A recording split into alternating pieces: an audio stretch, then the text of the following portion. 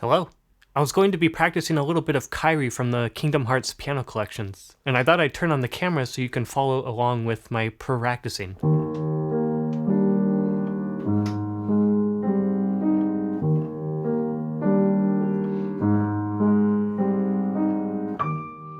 For slower pieces like this, after you've learned the notes and everything, phrasing and tone production should be a focus. Slower pieces can sometimes be the most difficult pieces to perform because there's so many little details that you need to pay attention to in the sound and how you touch the piano. You can't hide behind a bunch of fast notes like you can in faster pieces.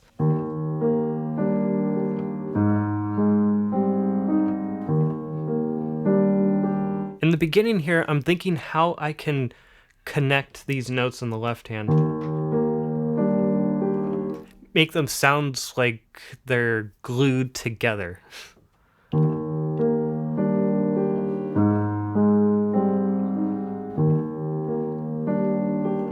And they need to be soft and calm and simple.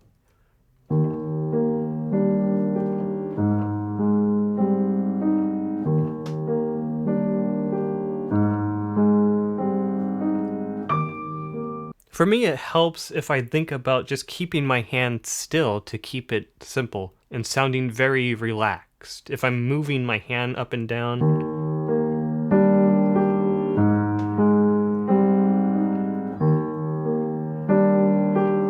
it won't quite sound that way. So I just want to keep my hand as still as possible.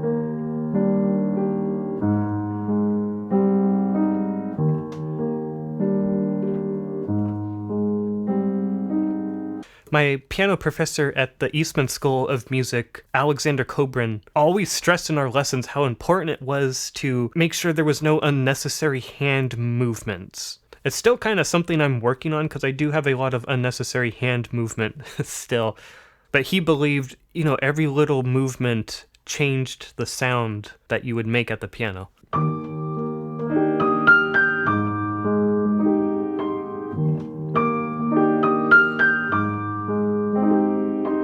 So the very beginning is marked pianissimo, and then when the theme comes in, it's marked piano, and then a couple measures after that, when the melody goes down an octave, it's marked mezzo piano. So when I reach that mezzo piano, I kind of want to open up the sound a little bit more. So I want to start kind of with a muted sound.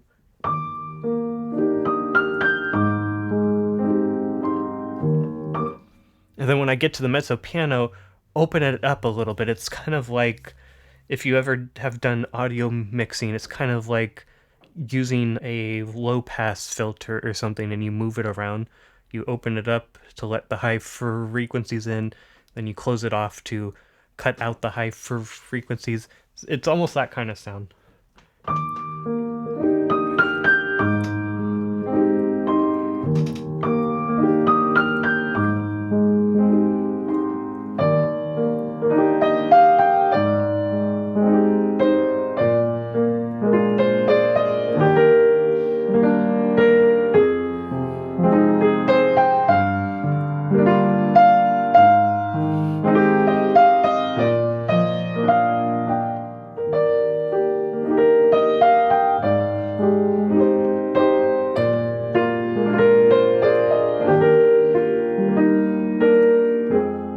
There's some cool stuff happening here. There's the theme.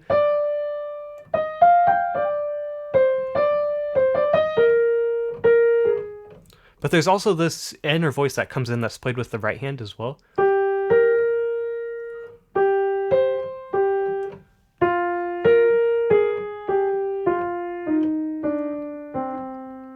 And my goal right now is to figure out how to separate those sounds and make them both clear.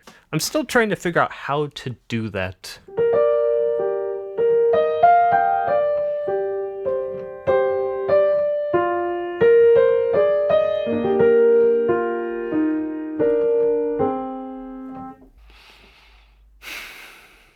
I might not get it right now, but I'm at least gonna try my best.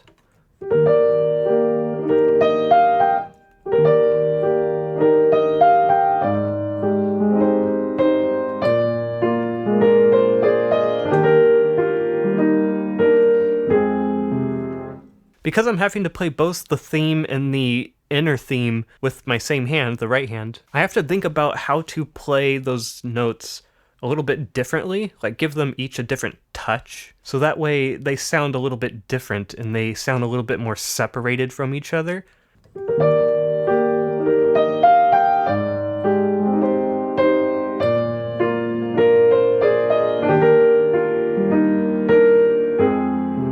It's okay, but I think that could sound better. I think that will come though with just more practicing.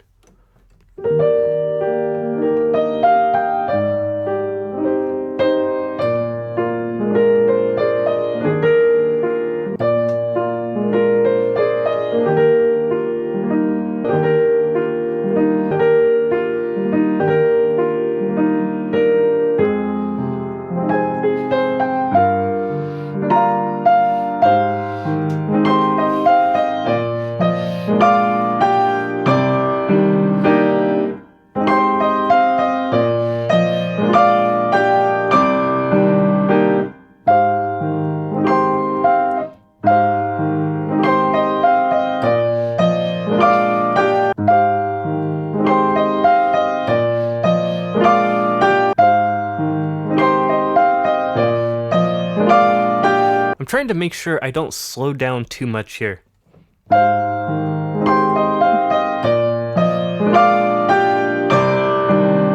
just kind of want to keep it moving. So I'm not wanting to slow down before I reach the forte here, the octave.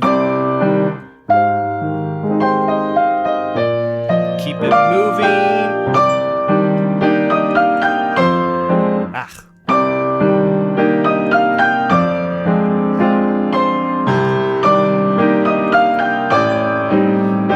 So the theme here is kind of like you need to make sure that you have that breath when you have the rest.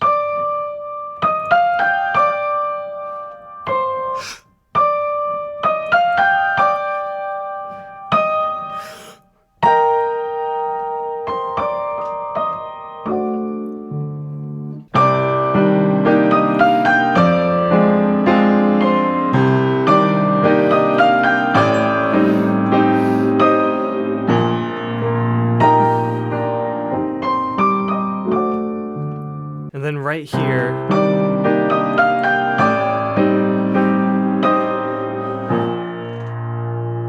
I want to take my time getting into that B flat. Let's see, where should I go?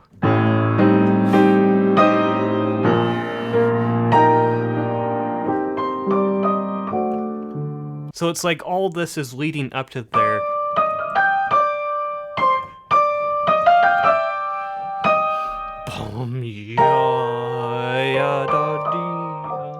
So this is like a big breath or a big sigh after we had this, forte where it feels like it's building up to something, but then it just has this breath.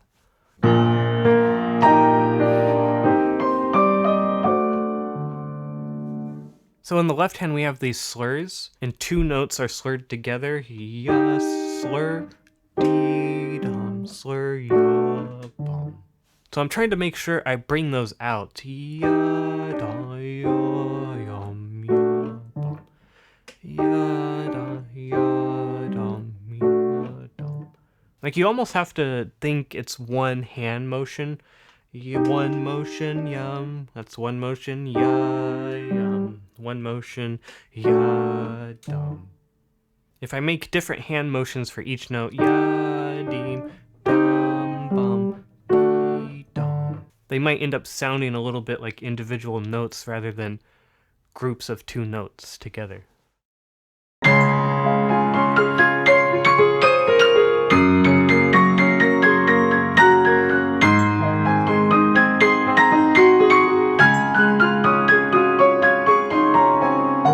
So I've played this piece before, but that was a really long time ago. So I'm basically having to learn the piece again from scratch. So my tempo is a little bit slow right now. This is only like my second, probably my third practice session with it. So this is like the climax of the piece.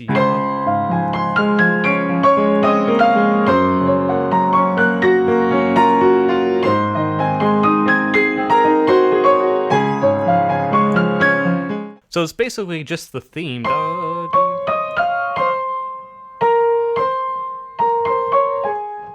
But with all these other notes around it.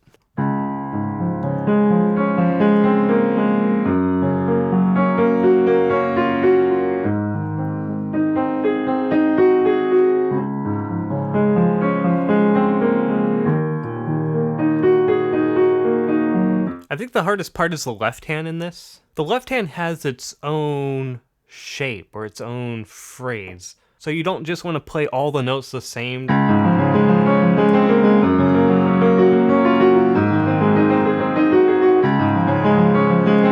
You want to group all those notes together and create a shape out of them. So in my case, I play the bass note more because the bass is important.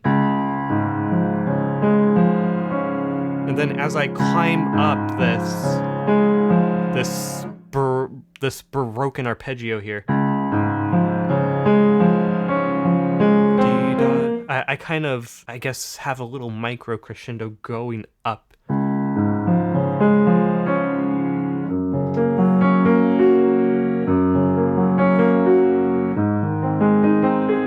So going up all these arpeggios, I have just a micro crescendo.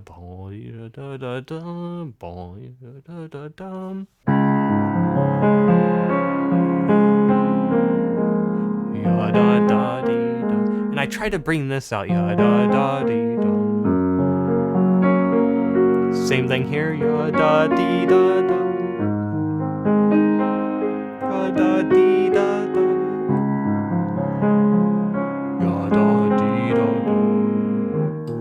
So there's so many things happening there in just the left hand. It's not just a pile of notes. There's notes that are more important, less important. There's a nice shape in there. And there's this little cool phrase or shape.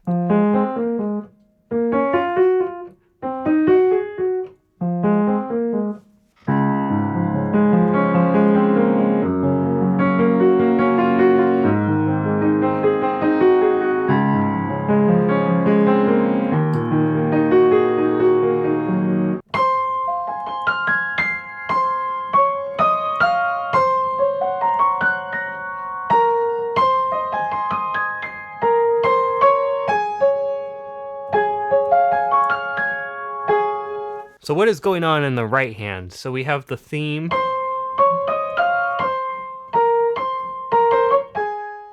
And then we have all these other notes that kind of happen around it.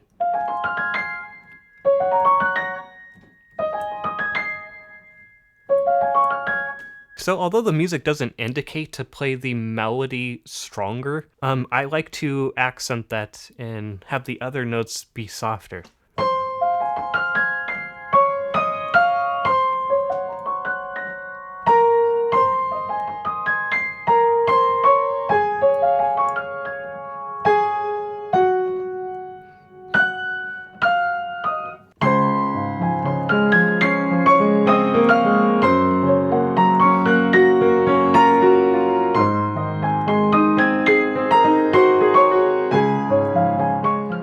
So again, I'm still very slow right now with my tempo, but I'm making sure I get everything right and getting the music to sound how I want it to sound at a slower tempo before I speed it up.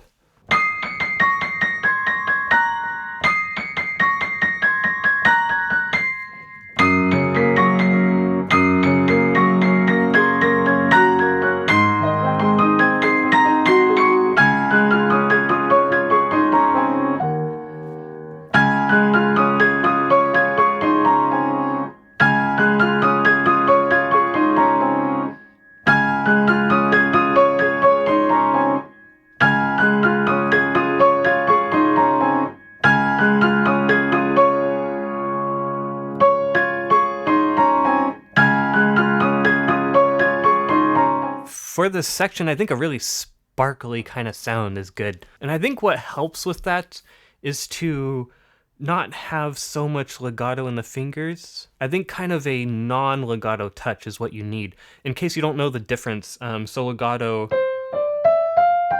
and then staccato is... But then non-legato is kind of something in between, where it's not legato, but it's not staccato either. It's kind of something in between.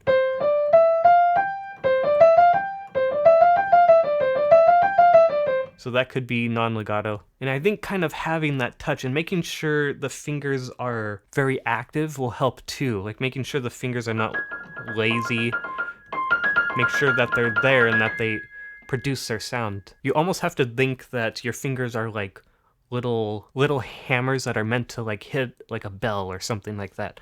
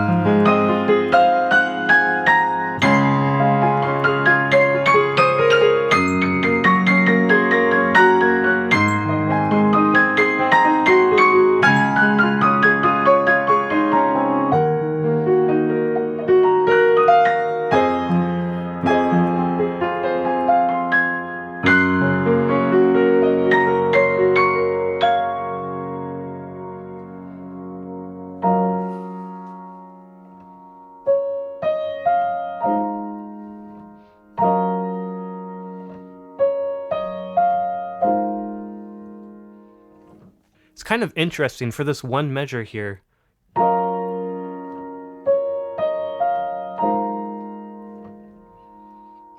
A little bit of the main theme is there, but it's not indicated to bring that out. So I don't know if I want to bring it out or just have it be the way it is. That might be more interesting than clearly bringing out the theme there.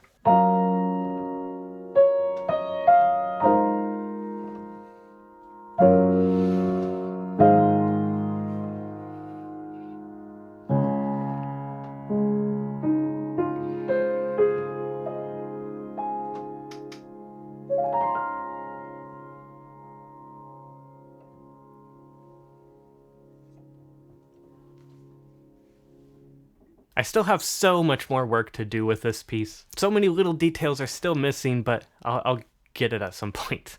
I just need to keep practicing. Alright, so that's it for this video. See you later.